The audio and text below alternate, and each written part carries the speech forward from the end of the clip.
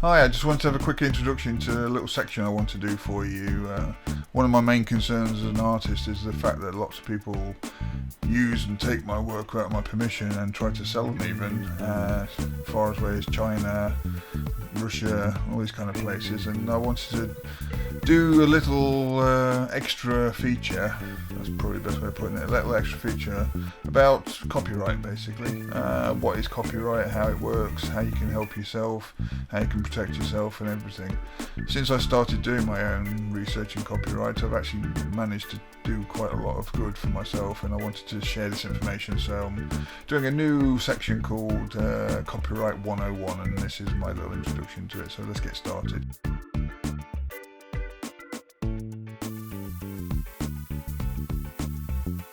Okay, I wanted to go through copyright a little bit further and to discuss some of the myths about copyright, how to bust them and make you understand a little bit better what is copyright in regards to ownership.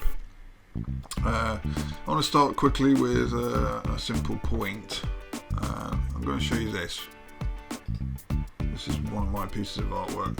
Now, just to clarify and understand copyright effectively, what you got to put in your mind is if you create something, it doesn't matter if it's a picture, a piece of literature, a play, a piece of music, look at it as a creator, the word creator. I created it. If I created a wooden table and it was very unique, I couldn't copyright it because obviously you can't copyright furniture, but I could put a patent onto it. So that's kind of a way of looking at it. Now, as a creator artistically, I created this picture of Albert Einstein, a character of Albert Einstein. Okay, there's no other person in the world that's ever done anything like that. It's very unique, so I can claim the copyright on that. Nobody can copy my exact image without my permission, and I can make claims if somebody does. That's basically what copyright is. It's based on the original copyright law, which was there to protect people who are writing articles in magazines and newspapers. Okay, so that's how you need to understand copyright. Whilst I'm here, one thing you can do inside Photoshop is to actually fill in what's known as the XML file.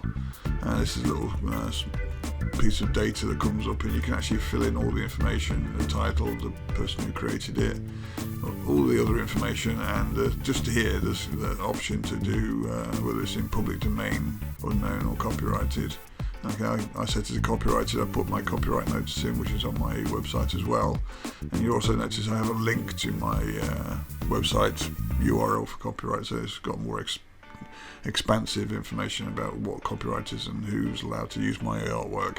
Okay, but then there's also a creation date and a modification date, etc., etc., which can be useful if people don't know how to strip XML files off an image.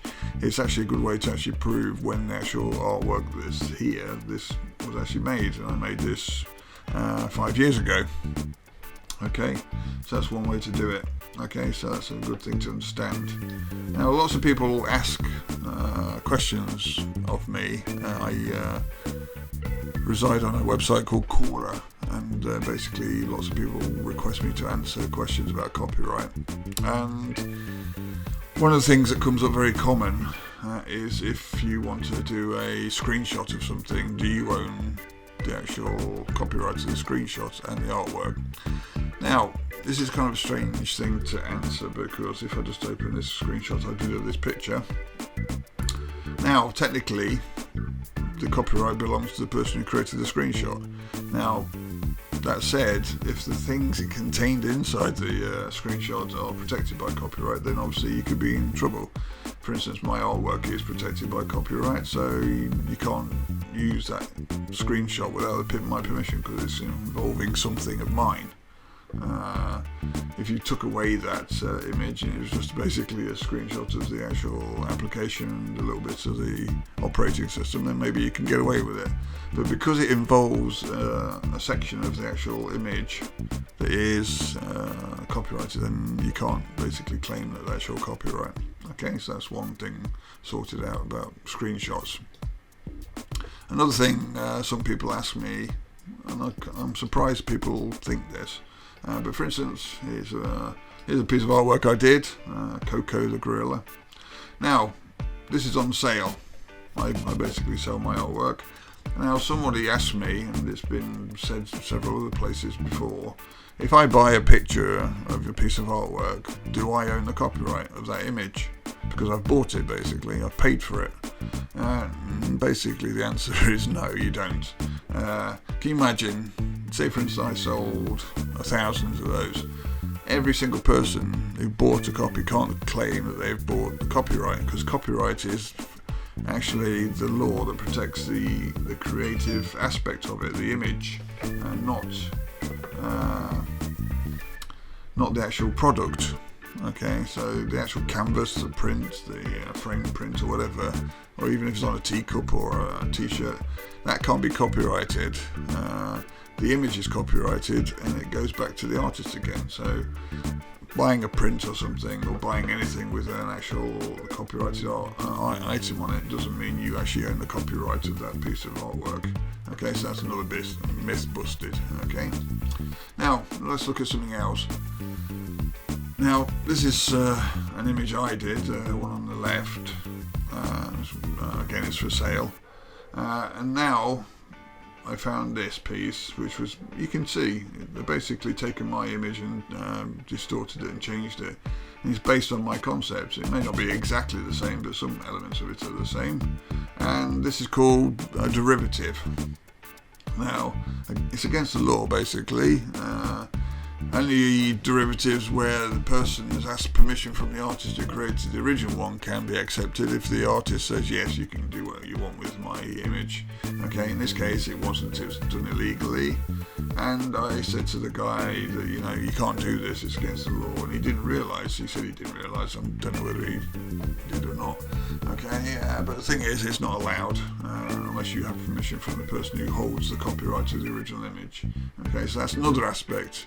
You can't just take somebody else's artwork, manipulate it slightly, and then resell it or reuse it without the permission. That's another myth broken, and so forth. Now, another thing I see a lot, and I get asked a lot, is about Google or image searches on Google's not the only one that does it. There's quite a few websites that do it, but basically, people ask, can I use a picture I find on Google search, for example? Now, for a start, you'll see lots of these are products. That's what this little tag is. It means they're for sale. Some of them aren't, like for instance, this one isn't, okay, and this one isn't. Now, most people, when they use a search engine, they're trying to do something quickly and they're trying to find information quickly, so they probably don't look into the actual depth of how search engines work, or some of the information even provided by the search engines. Now, one thing is a big problem. If you click on a product, like if I click on Nick Cave here, it says it's a product, it tells you where to buy it, it gives you the ratings and the price and everything, but it doesn't say anything about... Oh, it does there, okay. It says it there, I didn't realise it, but one thing that you'll find on, say for instance, if I click on this one as well, you'll see just in small letters underneath the title, images may be subject to copyright. Now, most people don't think about looking for that. They just see the image and they say, well, I want a picture of Marilyn Monroe, I want a picture of Nick Cave, and there it is again, images may be subject to copyright. And there's even a button there that goes to a link that tells you a little bit about copyright. Okay, but people don't do that, they just basically grab it, put it on their desktop, use it, or reprint it or something like that, or whatever they do with it. And they don't understand that Google, like any other search engine with the actual images, they are not actually storing these images on their own website. They may be cached there. Most of the time they're hot linked, which is basically they go back to the actual original website. So if I click on that, it's going to open up my page from my store where I sell this thing from. Okay, and this is what Google does. They link this reference, this search reference, to the original image. Okay, so basically, to cut a long story short with copyright on search results, almost everything you'll see is copyrighted because it belongs to a creator and it goes back to an original thing. This is just what's known as a reference to the original item.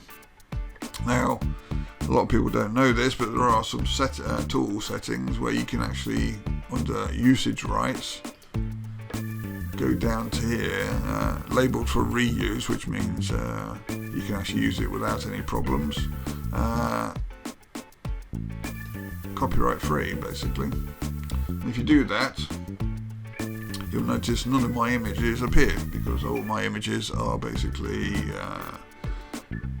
not for reuse by anybody apart from me who wants to sell it, or anybody who has permission. Okay, so that's basically the rules and laws and situation with search engines.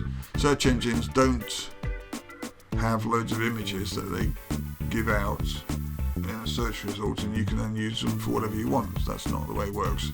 Okay. Now the final myth I want to talk about is, it's not really a myth, it's actually a kind of a warning in a sense. There's this thing that Americans do, American companies.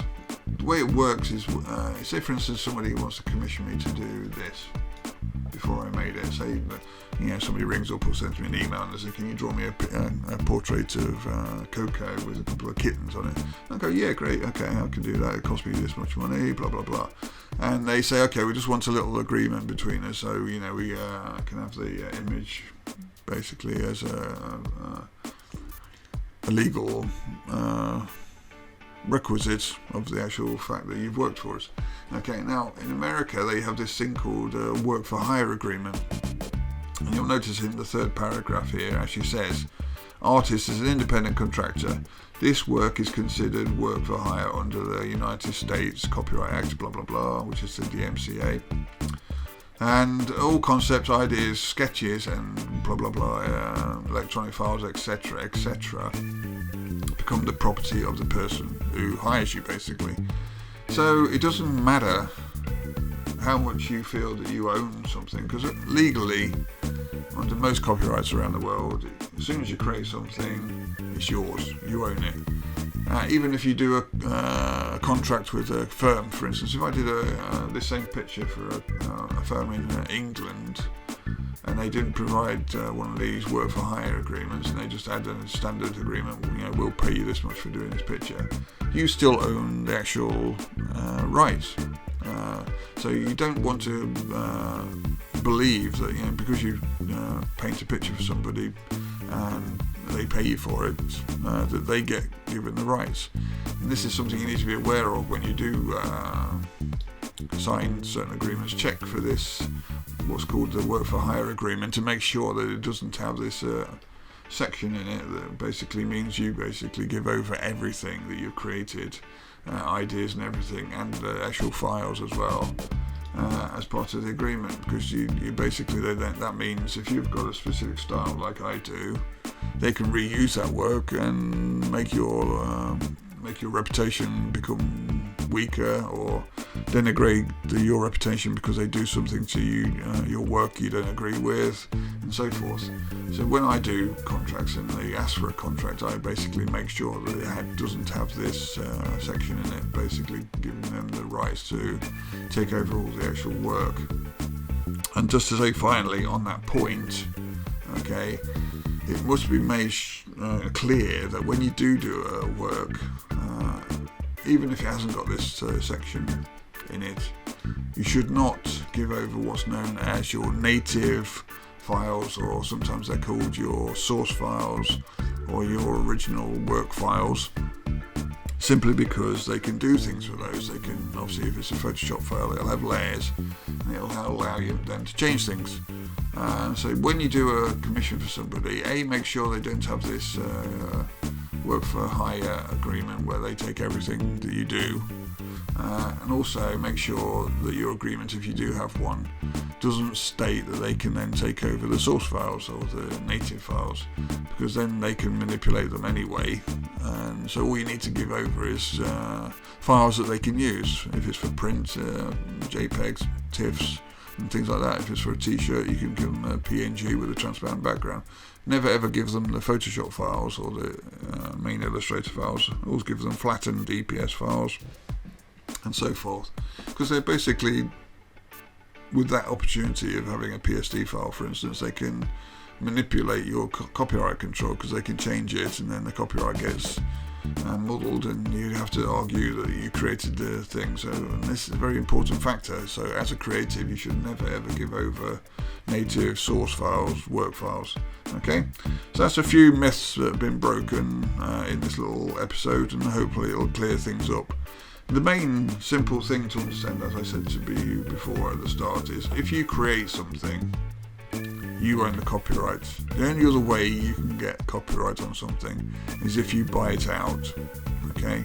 And that's the simple truth to it. And that's the only way you can actually understand copyright. So nothing else, unless it's given away free, like public domain or things like this, which is free open source images, then you have no right to them. Okay? So hopefully that solves a few issues.